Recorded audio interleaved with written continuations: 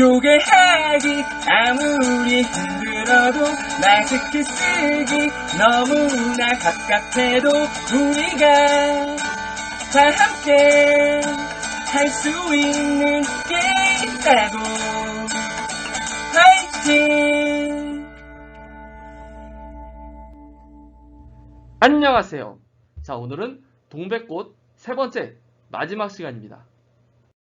네, 우리는 두 가지 학습 목표, 서술자의 관점에 주목하여 작품을 수용할 수 있다. 그리고 서술자에 따라 작품 안의 세계를 다르게 형상화할 수 있음을 파악할 수 있다라는 두 가지 학습 목표를 달성하기 위해서 이 작품을 공부하고 있었습니다. 자, 178쪽.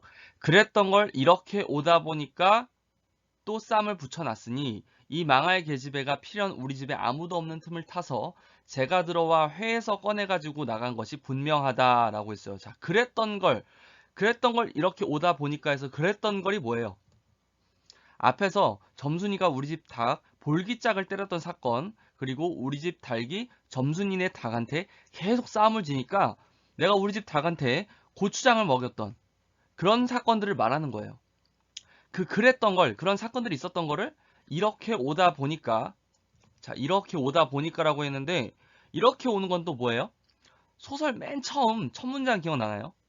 그 현재 부분으로 돌아간 겁니다, 지금. 맨 처음에 내가 나무를 하고 오다가 닭싸움 하는 걸 발견한 그 장면 소설의 첫 부분이거든요. 이 소설의 첫 문장은 오늘도 또 우리 수탉이 쪼이었다라고 시작을 합니다.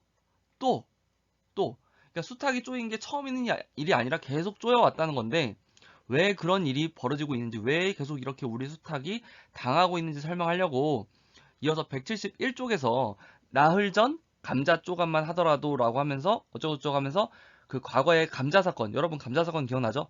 감자 사건이 기억 안 나면은 여러분들 앞에 수업 제대로 안 들은 겁니다. 그 감자 사건을 떠올리는 걸로 돌아가면서 그 과거에 어떤 일이 있었는지 쭉 설명을 해요. 쭉 나와요. 그래서 그렇게 쭉 과거의 사건이 나오다가 지금 이제 드디어 그랬던 걸 이렇게 오다 보니까 라고 하면서 현재로 돌아온 거예요. 자, 이렇게 과거의 상을 했다가 또 현재로 돌아오기도 하는 이런, 꼭 시간이 과거에서 현재 순으로만 쭉 순서대로 가는 게 아니라 이렇게 왔다 갔다 하는 이런 구성을 무슨 구성이라고 했어요? 맞습니다. 바로 역순행적 구성이라고 합니다. 나는 다시 닭을 잡아다 가두고 염려스러우나 어떤 염려, 어떤 걱정이 드는 거예요. 그렇죠. 내가 닭을 지금 안전하게 가둬도 다시 점순이가 꺼내다가 또 싸움 붙이고 괴롭힐까봐, 점순이가 또 싸움을 시킬까봐 염려가 되는 거죠. 그렇지만 그렇다고 내가 안 갈 수는 없는 거야. 어디로? 산으로 나무를 하러 가지 않을 수도 없는 형편인 거예요. 이런 거는 이제 어린 나이에 글쓴이가 나무를 하러 가야 하는 이런 좋지 않은 가정 형편을 알려주고 있습니다. 소나무 삭정이를 따며 가만히 생각해보니 암만 해도 고년의 목쟁이를 돌려놓고 싶다. 나무 하면서 생각해 봤는데 안 되겠어. 암만 해도 하면서 이렇게 목쟁이라는 욕까지 써가면서 비속어죠. 요즘 말로는 모가지가 될 수 있겠네요.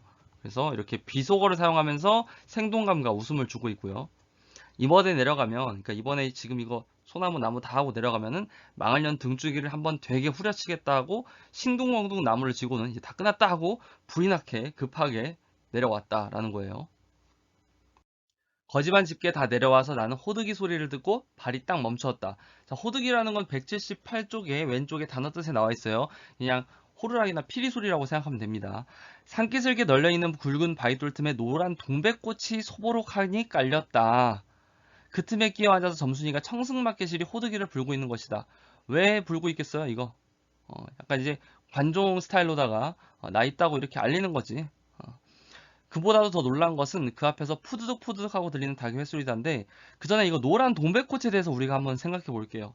자, 여러분 상상해 보세요. 교과서에도 아래 그림 있죠? 동백꽃 그림. 그 초록색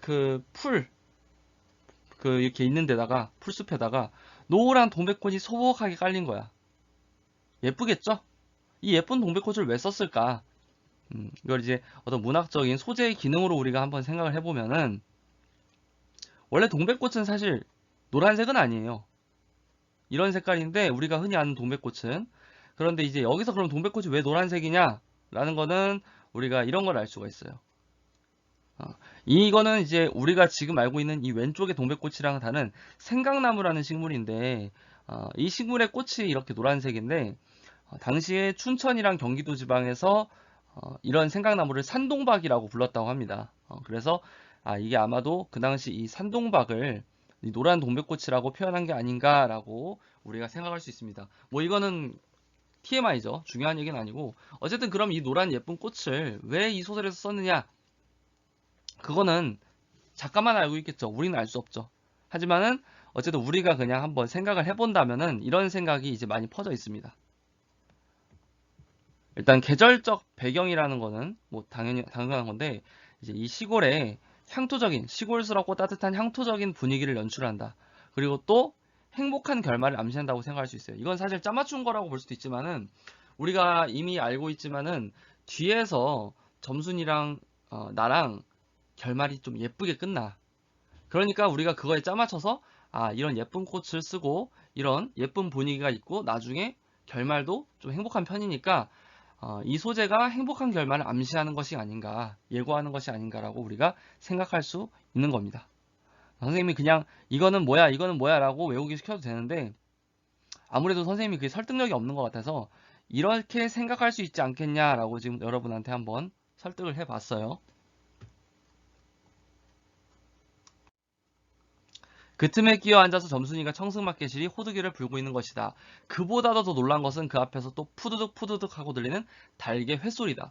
필연코 요년이 나의 약을 올리느라고 또 닭을 집어내다가 내가 내려올 길목에다 싸움을 시켜놓고 저는 그 앞에 앉아서 천연스레 호두기를 불고 있음에 틀림없으리라 라고 나는 생각을 하고 있어요.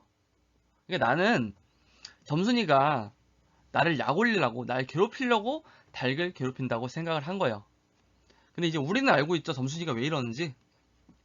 나를 괴롭히는 게 정말 궁극적인 목적이에요? 내가 정말 싫어서 날 증오해서 나 괴롭히려고 나 못 살게 하는 거 보고 싶어서? 아니죠. 점순이는 나에 대해 이제 애정이 있으니까 관심을 달라고 자꾸 이런 일들을 처음에 그 감자 사건 때부터 하고 있던 거죠. 우리는 알아. 점순이도 알아. 누구만 몰라? 어리숙하고 순진한 서술자인 나만 몰라요. 나는 약이 오를 대로 다 올라서 두 눈에서 불과 함께 눈물이 퍽 쏟아졌다. 화가 엄청 난 거예요.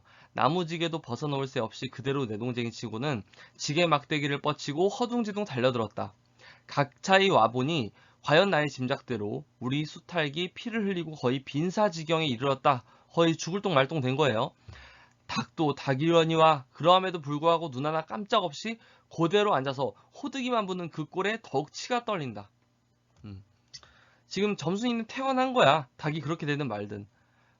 대조적으로 나는 아주 분노가 크게 다른 거죠. 동리에서도 소문이 났거니와 나도 한때는 걱실걱실 일 잘하고 얼굴 예쁜 기집애인 줄 알았더니 시방 보니까 그 눈깔이 꼭 여우 새끼 같다. 그러니까 나도 지금 이 점순이와 일련의 그 갈등, 이런 나쁜 일들이 있기 전까지는, 이런 싸움이 있기 전까지는 나도 동네에서 소문도 좋게 났고 뭐 얼굴도 예뻐가지고 어느 정도 그냥 뭐 좋게 생각을 했던 거예요.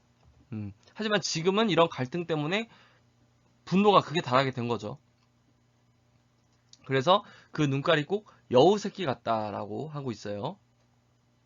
나는 대뜸 달려들어서 나도 모르는 사이에 큰 수탉을 단매로 때려 엎었다. 닭은 푹 엎어진 채 다리 하나 꼼짝 못하고 그대로 죽어버렸다. 내가 지금 너무나 속된 말로 빡이 쳐가지고, 그러니까 지금 점순이와 나의 갈등이 최고조에 이르는 걸 보여주는 장면이라고 할 수 있죠. 내가 이성을 잃고 닭을 때려 죽여버린 거예요.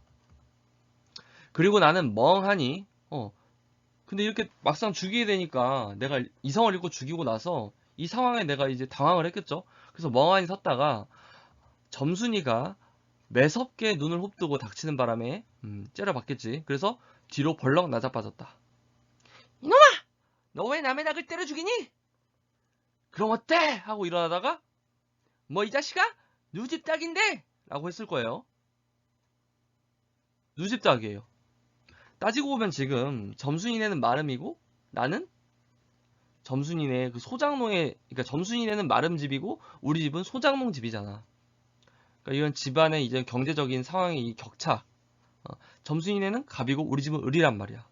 그런 상황을 지금, 그런 현실을 직시하게 되는 거죠. 그런 현실을 다시 한번 현실을 마주하게 되는 그런 대사입니다. 하고 복장을 떼미는 바람에 다시 벌렁 자빠졌다. 그러고 나서 가만히 생각을 하니 분하기도 하고 무안하기도 하고 또 한편으로는 이런 닭을 때려 죽이는 일을 저질렀으니 그동안 당했던 게 분하기도 하고 또 내가 분했지만은 이렇게까지는 하려고 한 게 아닌데 갑자기 닭을 죽여버린 일도 생겼고 그리고 그 닭이 우리 집은 소장농인데 우리 집 소장농의 마름네 집의 닭이잖아. 점순이네 마름이니까. 그래서 이제 경제적으로 보면 점순이네가 갑이고 우리 집의 을인데 갑네 닭을 때려 죽여버린 거잖아. 그래가지고 이제는 우리가 지금 빌려서 농사짓는 땅도 떨어지고 집도 내쫓기고 해야 되는지 모른다 하면서 아휴 나 때문에 우리 집 쫓겨나는 거 아니야? 우리 집 땅 잃는 거 아니야? 이런 생각에 앞으로 생길 일이 걱정이 됐겠죠. 그러니까 분하기도 하고 무안하기도 하고 걱정되기도 하고 감정이 어떻겠어요. 그래서 나는 비슬비슬 일어나며 소매자락으로 눈을 가리고는 얼김에 하고 울음을 놓은 거야. 이제 눈물이 난 거야. 엉엉 우는 거야. 자, 우리가 싸움에서 보통 울면 지는 거잖아. 그래서 점순이가 이제 우는 거 보고서 마음이 어떻겠어요? 어떻게 보면 이긴 거기도 하고 이제 좀 마음이 풀리겠지. 우니까 좀 불쌍하기도 하고. 그래서 약간 너그럽게 할 수 있겠죠. 그래서 앞으로 다가와서 그럼 너 이다음부터는 안 그럴 테냐? 뭐 이렇게 하고 있는 거예요. 여기까지가 지금 이 소설의 절정 부분이라고 할 수 있었어요. 내가 너무 이제 분노하고 갈등이 최고조에 이르러서 점순이네 닭을 때려 죽이기까지 하고 그리고 이제 울음까지 터뜨리는 이런 갈등이 최고조에 이르는 절정 장면이었습니다. 다음부터 뭘 안 그럴 거냐고 물어보는 거예요. 닭 안 죽일 거냐고 물어보는 거예요? 아니죠. 그렇죠. 다음에도 그 감자 사건 때처럼 내 호의를 또 무시하지 않을 건지 그걸 물어보는 거죠. 그러니까 지금까지 이 일련의 일들은 다 결국에는 무엇 때문에 일어난 거다? 그래서 다 사랑 때문에 이렇게 된 겁니다. 파워 오브 러브입니다. 내가 점순이의 마음을 순진해가지고 몰라가지고 점순이가 날 좋아하는 마음을 몰라가지고 어떻게 하다 보니까 이렇게까지 일이 커진 거죠.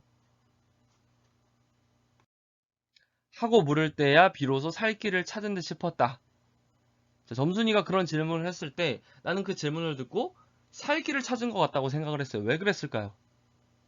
우리가 살면서 잘못을 하고 뭐 집에서 부모님이나 또는 학교에서 선생님들한테 혼날 일이 있어요.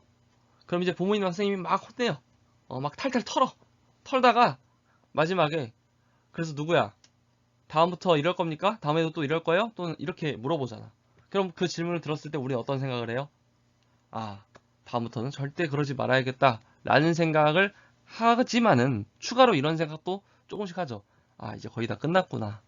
아니면은 내가 여기서 잘 대답하고 다음부터 안 그러면은 그래도 이번에는 어떻게 넘어갈 수 있겠구나. 이런 생각도 본능적으로 조금씩 하죠. 지금도 내가 이 일 때문에 마름내 닭을 죽인 일 때문에 우리 집 땅도 잃고 다 쫓겨나는 거 아니야? 이런 생각을 했지만은 점순이가 이 질문을 했을 때 그래도 우리 집 쫓겨나지 않을 수 있겠구나. 뭔가 점순이가 그래도 좋게 해주려고 하는구나. 라는 생각을 했기 때문에 내가 비로소 살 길을 찾은 것 같다고 생각을 했다고 볼 수 있겠죠. 나는 눈물을 우선 씻고 뭘 안 그런지 명색도 모르건만 그래 하고 무턱대고 대답하였다. 뭔지도 몰라. 점순이가 의도한 건 우리는 알죠. 이제 감자 사건 때처럼 내 호의를 무시하지 마라 그 얘긴데 나는 지금 그런 거 이해할 수 있는 얘가 아니잖아. 눈치가 없고 어수룩한 얘잖아. 그래가지고 뭔지도 모르지만은 일단 이 일 넘겨야 되니까 무조건 그냥 그래 하고 대답을 한 거예요. 요 다음부터 또 그래 봐라. 내 자꾸 못 살게 굴 테니. 그래. 이제 안 그럴 테야.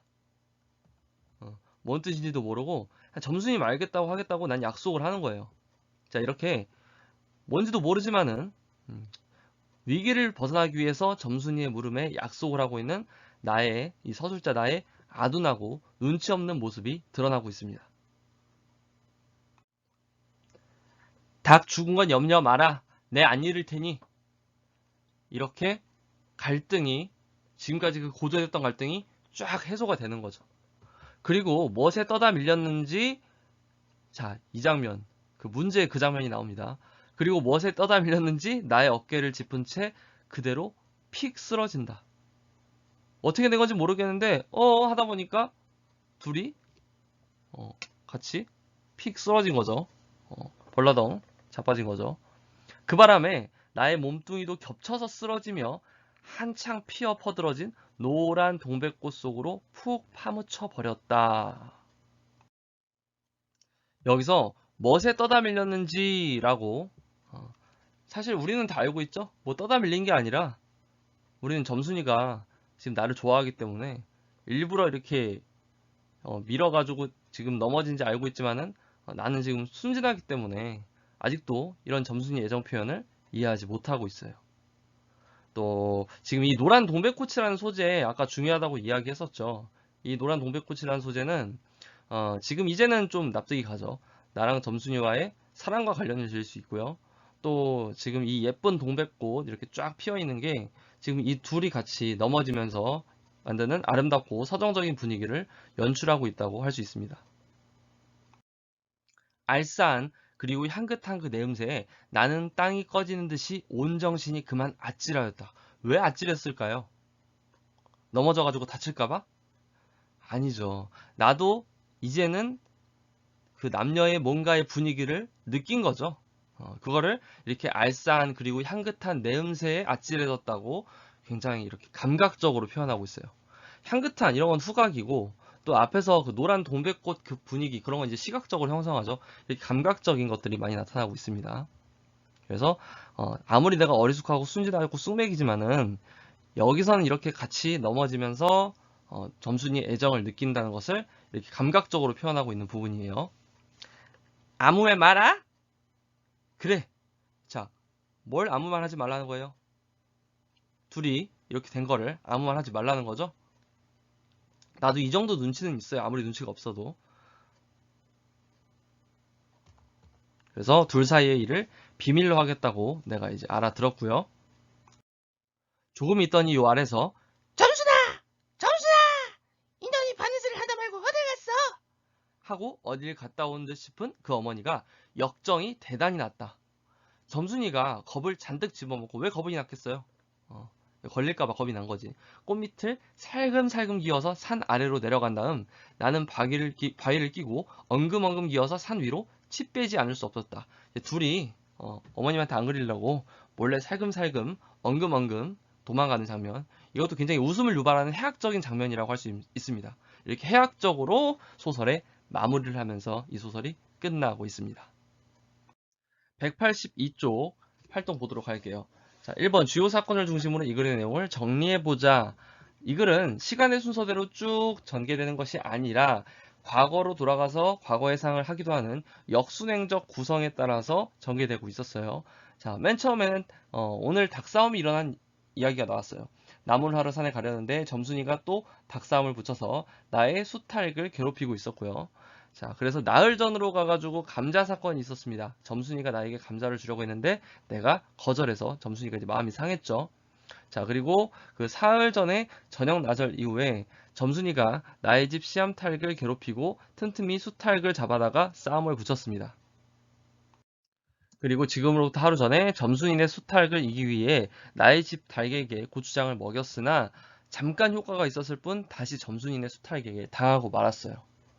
자, 그 다음에 오늘 내가 수탉을 공격하는 점순이네 수탉을 보고 이제 완전 이제 이성을 잃고 단매로 때려 죽이는 일이 발생했고요. 그러고 나서 이제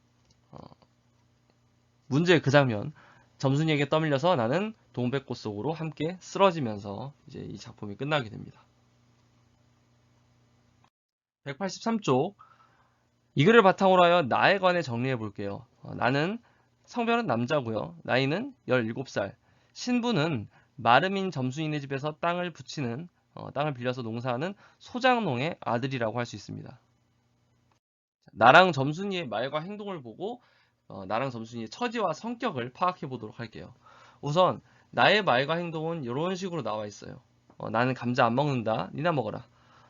그렇지 않아도 저희는 마름이고 우리는 그 손에서 배제를 얻어 땅을 붙임으로 일상 굽실거린다.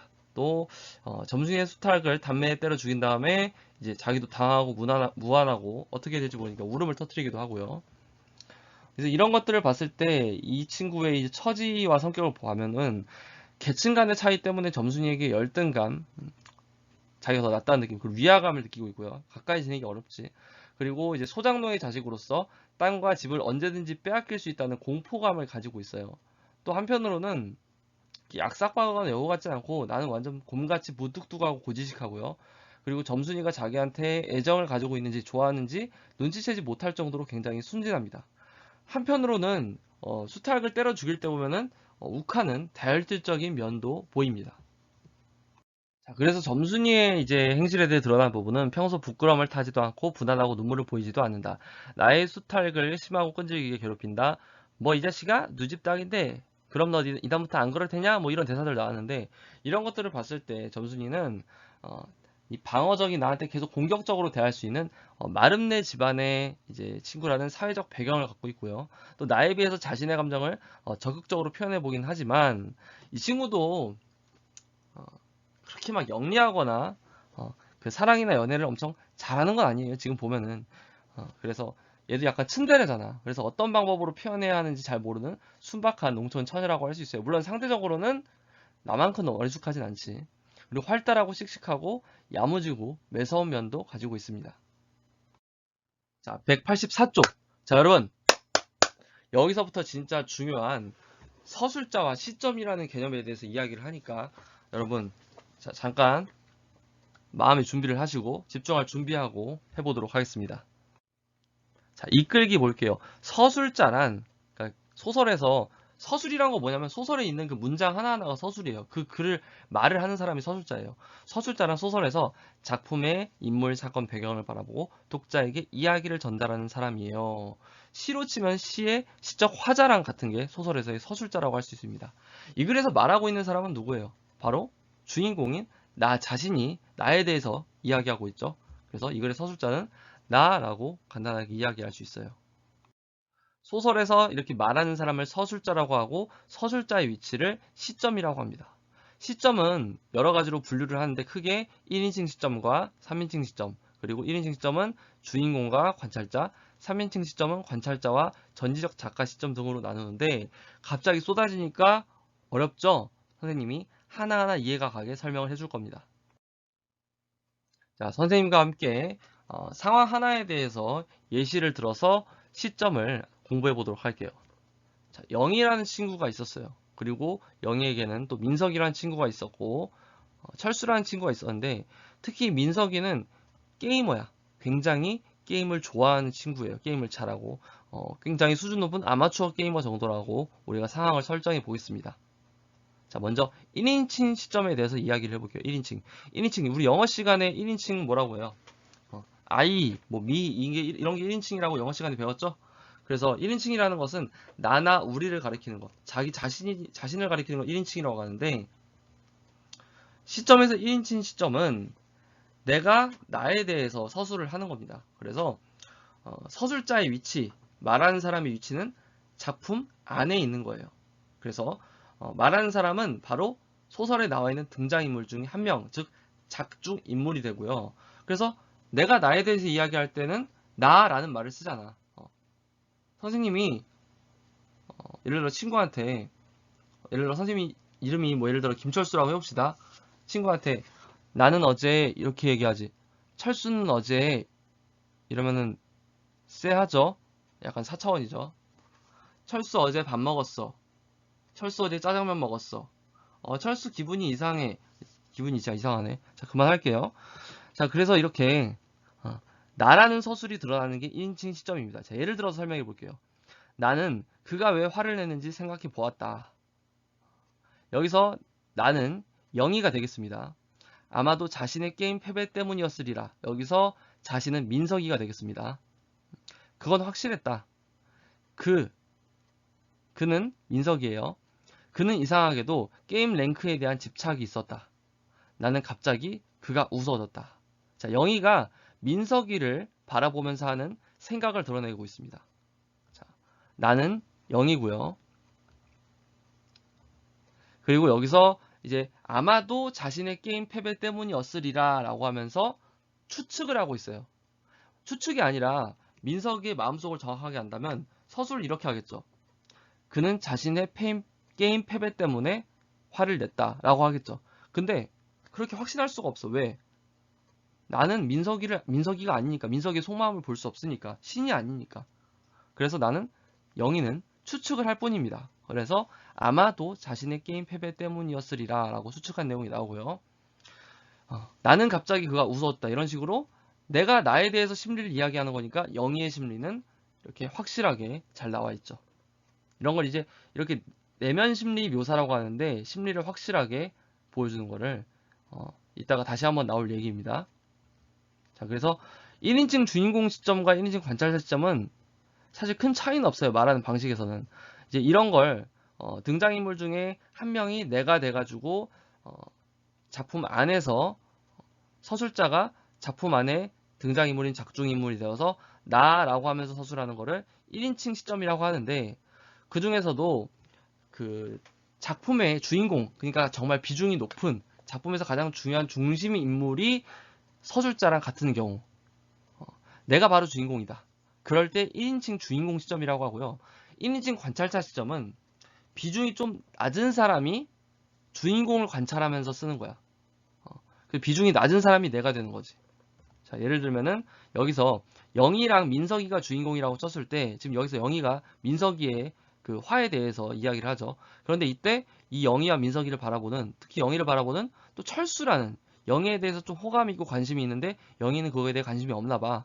그래서 그런 철수라는 친구가 있는 거야. 영희를 짝사랑하는 철수가, 그녀는 골똘히 무언가를 생각하는 듯 했지만 나로서는 알 수가 없었다. 영희한테 관심이 많으니까 영희를 관찰하고 있는 거지. 그래서 영희가 뭘 생각하는 것 같은데 알 수가 없지. 영희의 머릿속을 알 수가 없지. 이윽고 그녀 영희는 뭔가 깨달았다는 듯 의미심장한 미소를 지었다. 대체 왜 그랬을까? 철수는 이렇게 생각을 하는 겁니다. 그래서 이거는 철수를 나라고 하면서 서술하는 작중 인물 중에 철수를 서술자로 골라가지고 한 게 지금 1인칭 관찰자 시점이에요. 우리가 지금 공부하고 있는 소설 동백꽃이 바로 1인칭 주인공 시점의 작품입니다. 남자 등장인물인 이 주인공이, 소설 속의 주인공이 자기 자신을 나라고 서술하면서 서술을 하고 있죠. 자, 이번에는 3인칭 시점에 대해서 이야기를 해볼게요. 3인칭 시점은 서술자가 작품 밖에 있습니다. 그러니까 작품 안에 작중 인물일 수가 없어요. 그래서 따라서 작중 인물에 대해서 나라고 할 일이 없겠죠. 그래서 나라는 서술이 드러나지 않습니다. 자, 예를 들어보면 이런 겁니다. 그녀는 골똘히 무언가를 생각하는 듯다. 방금 앞에서 나온 것과 같은 내용인데 어떻게 달라지는지 보세요. 그녀는 골똘히 무언가를 생각하는 듯 했다. 이윽고 그녀는 뭔가를 깨달았다는 듯 의미심장한 미소를 지었다. 자, 여기서 그녀는 영이죠.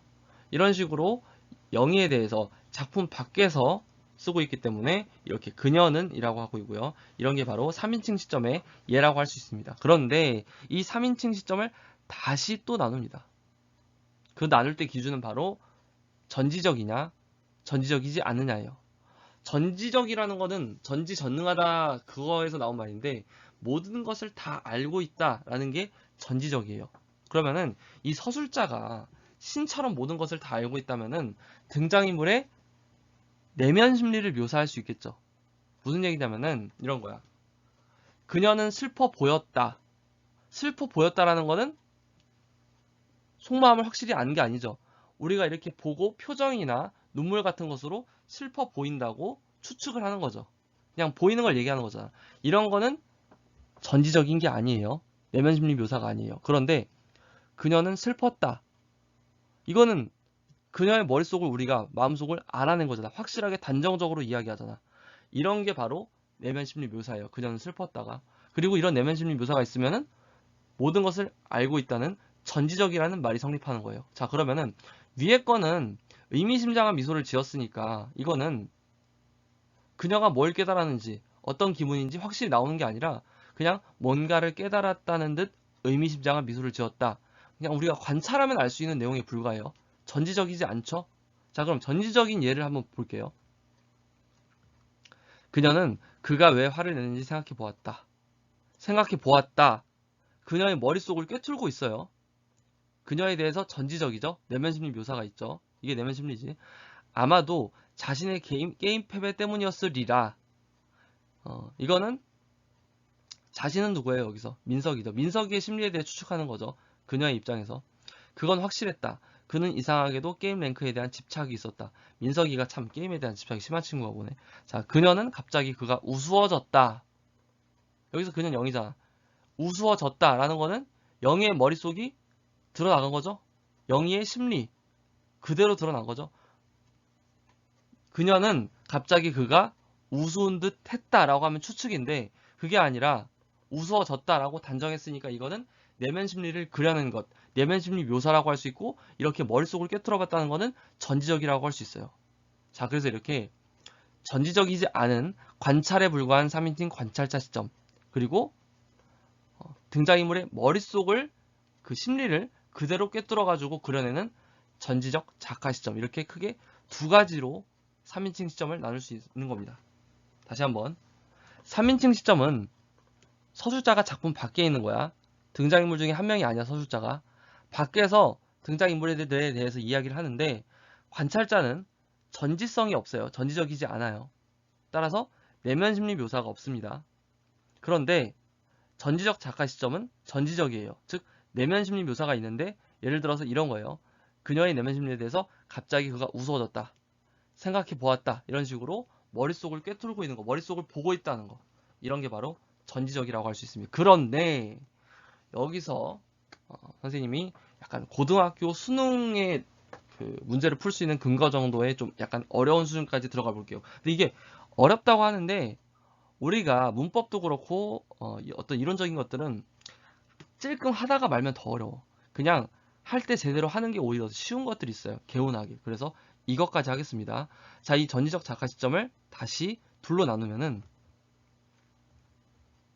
제한적 전지적과 완전 전지적으로 나눌 수 있어요.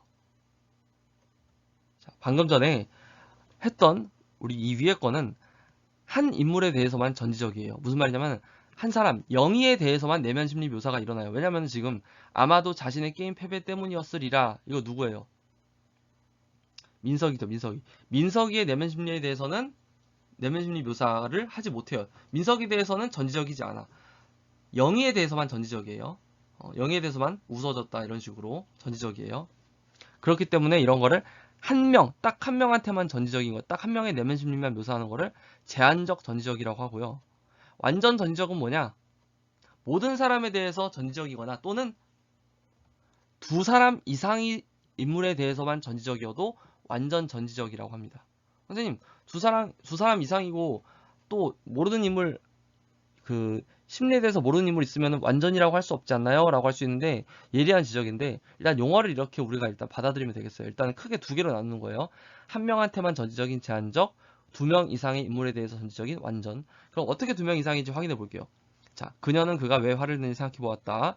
그리고 그녀는 갑자기 그가 우스워졌다. 자, 이건 위랑 동일해요. 영희에 대해서 전지성이 있어요. 그런데 전지적인 인물이 한 명 더 추가되네. 전지적으로 보는 인물이. 철수가 나오네. 철수는 그런 그녀의 마음을 알 수 없었다. 그래서 그녀의 웃음이 어떤 의미인지 궁금해졌다라고 해서 철수의 내면 심리 묘사가 드러나고 있습니다. 철수의 속마음을 우리가 그대로 신처럼 말하고 있어요. 확실하게 단정지어서 말하고 있어요. 자, 그러면은 두 명 이상의 인물에 대해서 전지적이라는 말 이해가죠? 영희에 대해서 전지적, 철수에 대해서 전지적. 자, 이런 걸 완전 전지적 작가 시점이라고 합니다.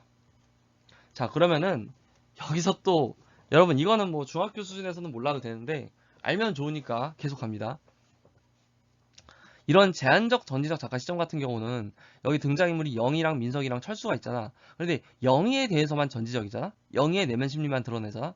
그러면은 민석이랑 철수에 대해서는 설명할 때 결과적으로 영희의 내면 심리만 아니까 영희의 눈으로 민석이나 철수를 바라본 게 돼버려요. 지금 봐봐. 영희에 대해서만 전지적이니까 민석이에 대해서는 추측으로 나오지. 근데 누구의 추측이야 결국에? 영희의 추측으로 민석이에 대해서 설명을 하잖아. 그러니까 이 작품에서는 영희가 하나의 눈이자 초점이 되는 거예요. 영희의 눈으로 민석이나 철수나 아니면 그 다른 사람들을 바라보게 되는 거야. 오직 영희에게만 전지적이다 보니까. 그래서 이 영희를 카메라의 초점과 같다고 해가지고 초점 화자라고 부릅니다. 초점 화자라고. 그런데 아까 완전 전지적 작가 시점 같은 경우에는 두 명 이상 영희에 대해서도 전지적으로 내면 심리 묘사가 드러나는데 여기 철수에 대해서도 전지적으로 내면 심리 묘사가 드러나죠. 이런 차이가 있습니다. 여러분들이 꼭 아셔야 될 거는 사실 이 제한적 전지적 작가 시점이나 완전 전지적 작가 시점의 구별, 그리고 초점화자라는 개념은 여러분 고등학교 때 알아야 할 개념인데 선생님이 좀 욕심을 부렸어요. 여러분들 좀 뇌 가부화가 일어난다 싶으면은 꼭 알아야 할 것은 이겁니다. 3인칭 시점의 개념, 그리고 3인칭에서 관찰자와 전지적 작가 시점의 큰 구별 정도. 여기 파란색 있죠? 요 구별 정도. 그러니까 지금 표시하는 거 여기랑요. 그리고 여기 부분은 그래도 중학교 수준에서 이해를 하셔야 합니다. 그 다음에 이 제한적과 완전의 구분에 대해서는 이제 고등학교에 가서 할 내용인데 선생님이 미리 좀 설명을 해봤습니다. 선생님 하면 TMI니까요. 자, 시점에 대해서 다시 한번 정리해 볼게요. 시점이란 크게 1인칭 시점과 3인칭 시점으로 나뉘고요.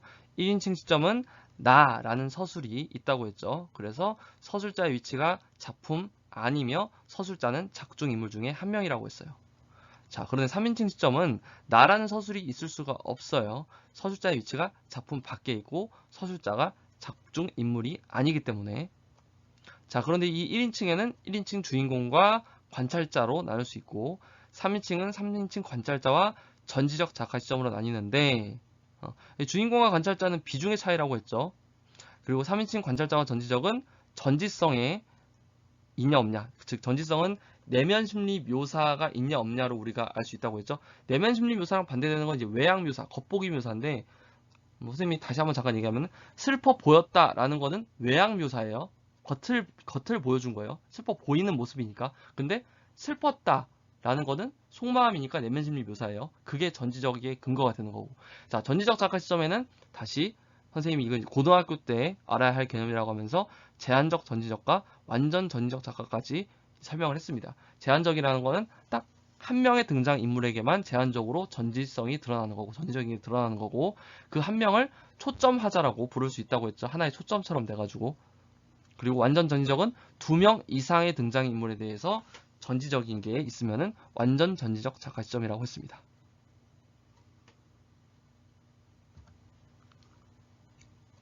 한 인물에 대해서만 전지적, 2명 이상의 인물에 대해서 전지적, 이런 게 완전 전지적.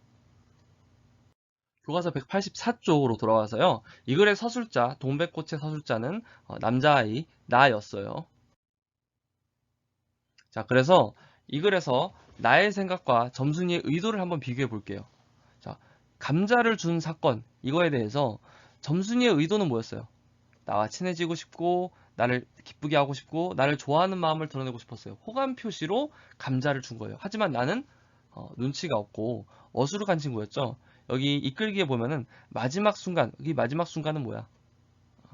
그 동백꽃으로 같이 넘어지는 그 마지막 순간까지, 그 직전까지 상대의 의도, 그 점순이의 호감을 눈치채지 못하는 순박하고 어리숙한 서술자를 내세우고 있어요. 그러나 독자는 점순이의 말과 행동으로 점순이의 의도를 눈치챌 수 있죠. 그래서 우리가 눈치챈 점순이의 의도랑 나의 생각을 비교해 보는 건데, 나는 이런 감자를 주는 게 갑작스럽고 느닷없고 오히려 자존심이 상했어요.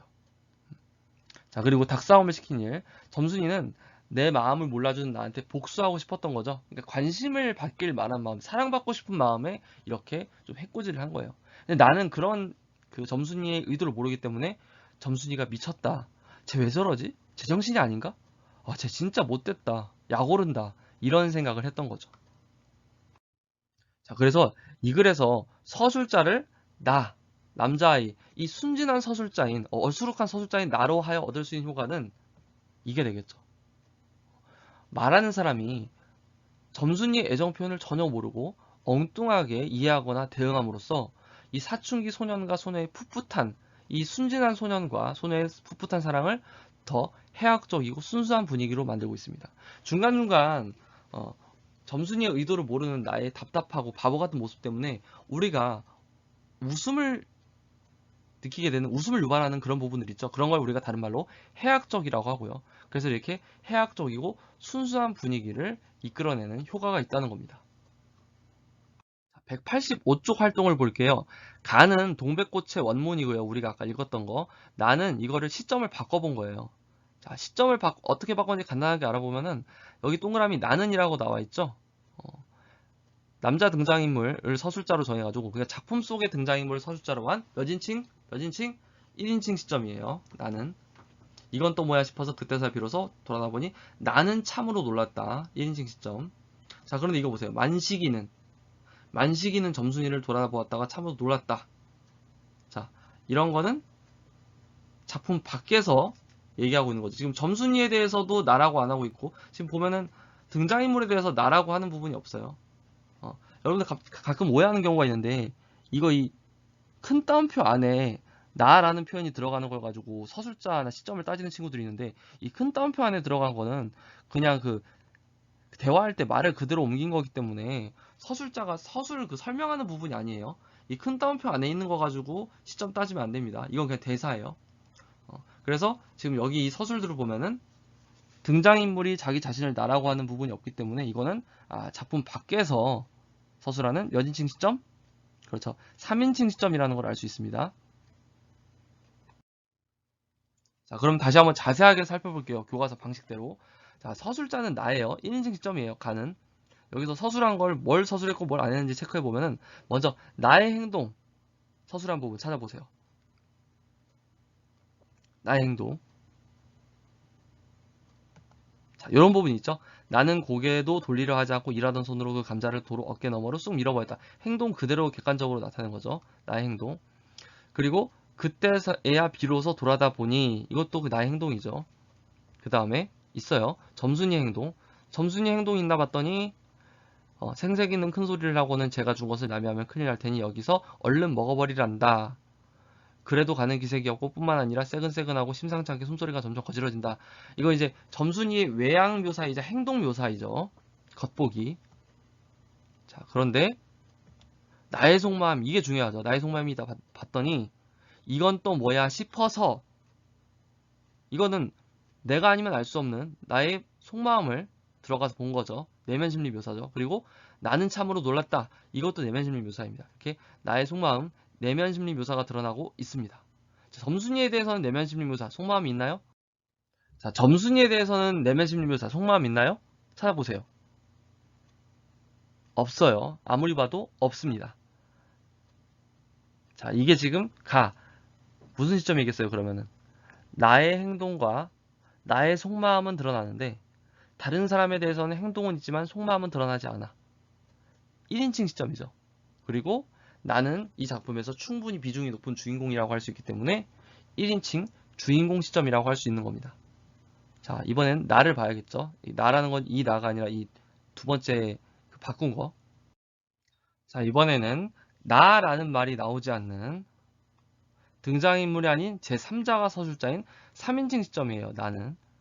자세하게 살펴보면 일단 만식이의 행동은 어디 있어요? 여기 있죠. 만식이는 고개도 돌리지 않은 채 일하던 손으로 그 감자를 도로 어깨 너머로 쑥 밀어버렸다. 만식이는 점순이를 돌아다 보았다가 만식이 행동 드러나죠. 점순이 행동 드러나는 서술.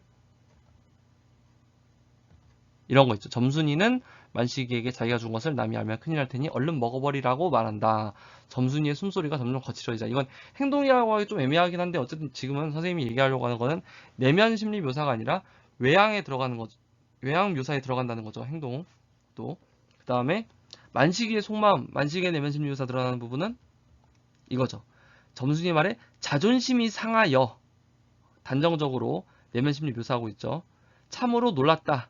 이것도 속마음, 내면 심리 묘사 드러나죠. 자, 점순이의 속마음이 드러나는 거는 있네요. 점순이는 자신의 호의가 거절당하자 몹시 화가 났다.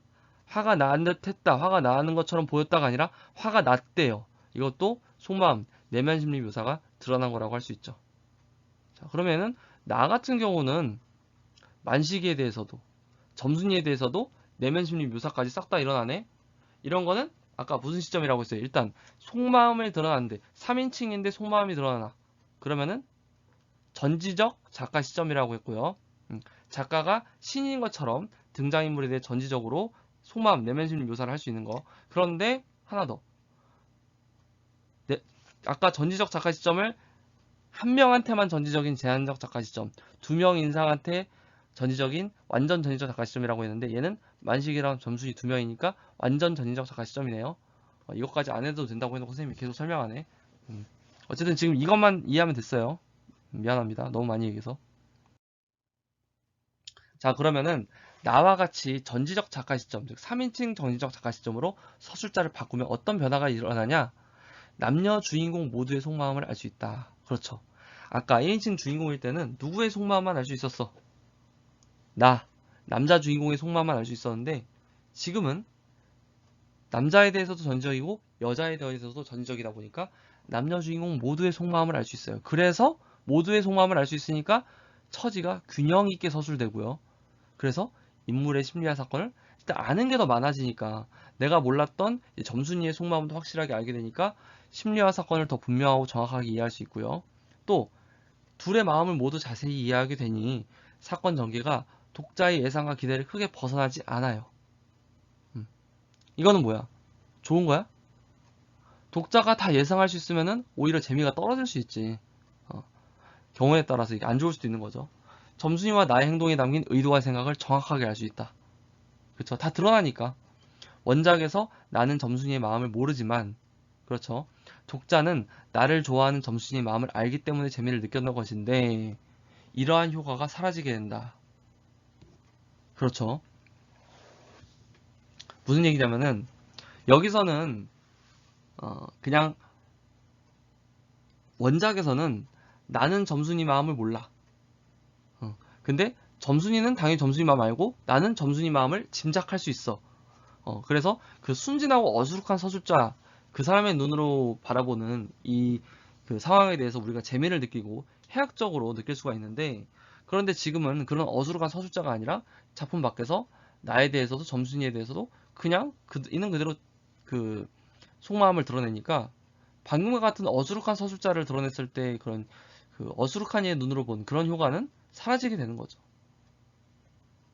그래서 이 작품 활동까지 다 끝내봤는데요. 이번에는 핵심 정리 빠르게 훑어보도록 할게요. 현대소설이고요. 단편소설입니다. 그리고 성격은 향토적이고 해학적이고요. 향토적이라는 건 좀 시골스럽고 따뜻한 분위기, 해학적이라는 건 웃음을 유발하는 거. 배경은 1930년대, 아직 일제강점기예요. 강원도 농촌의 어느 마을. 근데 뭐 일제강점기 뭐 약탈하고 수탈하고 그런 내용이 나와 있진 않아요. 시점은 1인칭 주인공 시점, 지금까지 엄청 설명했죠. 제재는 사춘기 남녀의 사랑, 주제는 농촌의 젊은 남녀가 보여주는 순박한 사랑. 특징, 현재와 요즘 막 부부의 세계 막 그런 게 나오는 그런 시대인데 참 이런 거 보면은 참 순박하죠. 자, 특징, 현재와 과거가 교차되는 역순행적 구성 방식을 취한다. 이미 설명했습니다. 1인칭 주인공 서술자의 독백 형식으로 전개된다. 그러니까 혼자 그냥 말한 식으로 이랬다, 이런 일이 있었다 라고 얘기하는 거. 토속어, 비속어, 구어체. 토속어라는 거는 그 시골에서 쓰는 말을 이야기하고요. 좀 옛날 말. 비속어라는 거는 욕설, 구어체는 우리가 공식적인 글에서 사용하는 게 아니라 편하게 일상생활에서 말할 때 쓰는 말투를 사용하여 향토적인 성격을 띈다고 할 수 있어요. 사투리 같은 건 당연히 구어체입니다. 자, 아까 선생님식으로 설명했는데 이번엔 교과서 설명대로 다시 서술자와 시점에 대해서 정리를 하면요. 186쪽 내용인데 서술자는 소설에서 작품의 인물, 사건, 배경을 바라보고 독자에게 이야기를 전달하는 일을 말하고요. 말하는 사람. 소설의 서술자가 등장인물이나 사건을 어떤 태도로 바라보느냐에 따라 작품의 주제나 분위기가 달라질 수 있으니 서술하는 사람이 달라지면 분위기도 달라질 수 있죠. 그러니까 서술자의 관점이 서술자가 지금 작품 안에 있는지 밖에 있는지 작품 안에 있으면 어떤 등장인물인지 이런 걸 주목하여 소설을 읽는 것이 중요하다는 거예요. 자, 그리고 시점. 소설에서 인물이나 사건을 바라본 서술자의 시각, 태도, 관점. 선생님은 이거를 서술자의 위치라고 이야기하기도 하는데요. 시점의 종류는 아까 선생님이 얘기했듯이 크게 서술자가 소설 속 인물이면 1인칭, 그게 아니라 바깥에 있으면 3인칭이고 다시 1인칭은 주인공과 관찰자, 그리고 3인칭은 인물의 내면 심리 묘사가 중요하다고 했죠. 이게 전지적 모든 걸 알고 있다는 성질로 연결되는 거라서. 그래서 내면 심리 묘사까지 드러내는 3인칭 전지적 시점, 그리고 내면 심리는 빼고 볼 수 있는 관찰한 내용만 전해주는 거를 3인칭 관찰자 시점이라고 한다고 했어요. 사실 3인칭 관찰자 시점의 소설은 거의 없습니다. 왜냐면은 여러분 생각해봐요. 3인칭 관찰자면 쓸 말이 별로 없어. 모든 사람의 그 눈으로 관찰할 수 있는 객관적인 내용만 쓰기 때문에 속마음에 대해서 제대로 이렇게 뭐 드러낼 수 있는 게 없어가지고, 그래서 3인칭 관찰자 시점은 잘 쓰이지 않고 있어요. 오늘도 정말 수고 많았습니다. 자, 여러분 안녕!